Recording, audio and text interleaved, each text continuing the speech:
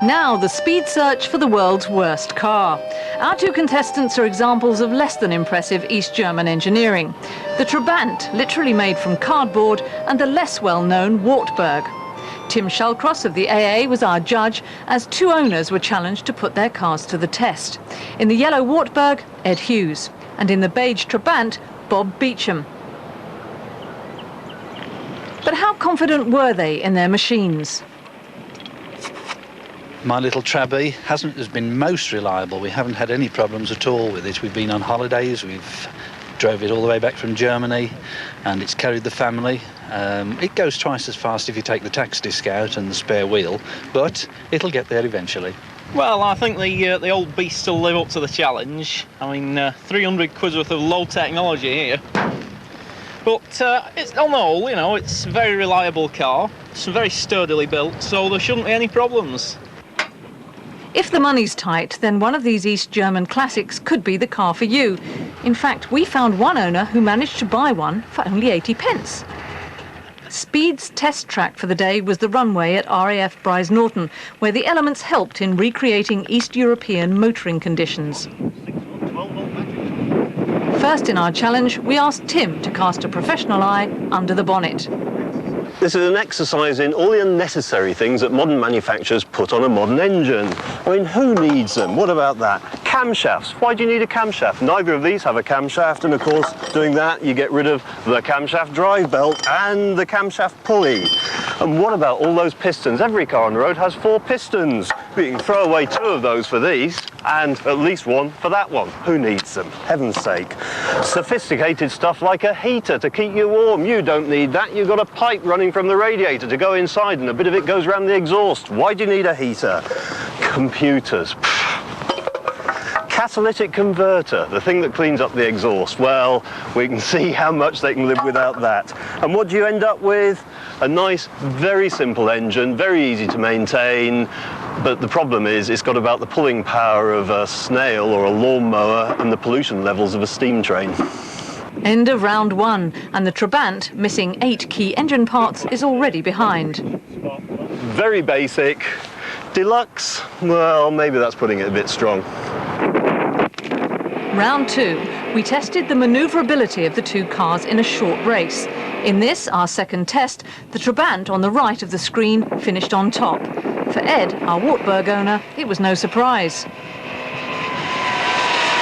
Oh, well, you know, I mean, we have to bow to superior technology occasionally. I mean, you just can't outhandle a Trabi. The Trabi is the car that outhandles a Mercedes A-Class, and that's a proven fact, so I'm afraid the old Wart did very well to come where it did. But how safe are these cars? The Trabant failed our third test due to its rather fragile cardboard bodywork. Light bumps bounce off them without doing any damage at all. Heavy bumps simply go through them. And they're reasonably safe. I wouldn't like to do anything dramatic in it, mind you. The Trabant is a little bit of a dinosaur. It's designed in the late 40s. It's got a huge chassis underneath. All the modern ideas of crumple zones and reducing impact and passenger friendly, forget it on them. They do their job, but if you're going to drive one, be careful. Next, we timed them from 0 to 60 along a thankfully very long runway. Hit it! Oh, and we have wheel spin. Absolutely superb. Into second gear. We're already up to 30 miles an hour. This is going to be a real performance. We're up to 50 miles an hour. We're really going to make that 60. 52, 54, 55 miles an hour, and the clock's still running. We're not at 30 seconds yet. And yes, 60 miles an hour. Absolutely superb. 31.31 seconds. I think it's lived up to its reputation as the East European Ferrari. One more cylinder and we'd be there. But how would Bob's Trabant cope? And go!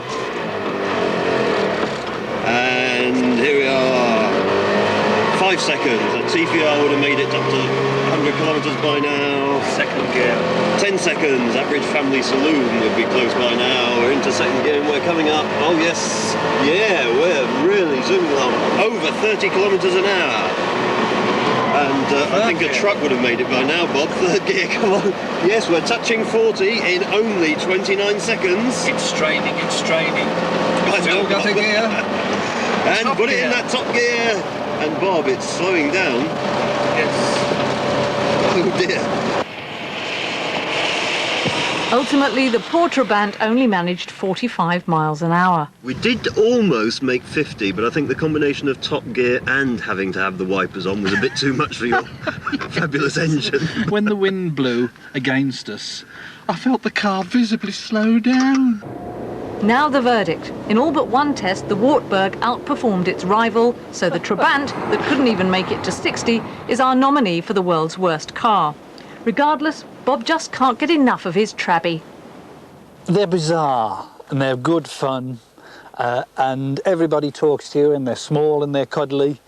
Everything's running for them, except, I suppose, performance.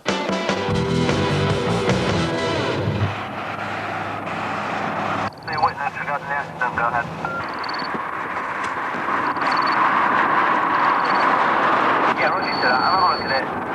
Back in Hull, and these pictures should terrify dangerous drivers. This special gun, an American import, uses a laser which can lock on to unsuspecting speeding motorists up to half a mile away, as this motorist found to her cost. Please try again. Information ready 15, you're receiving me now, over. Can you show us channel 2 now, please, and we're... Evening. What's the speed limit down here? What's your? How far? 967.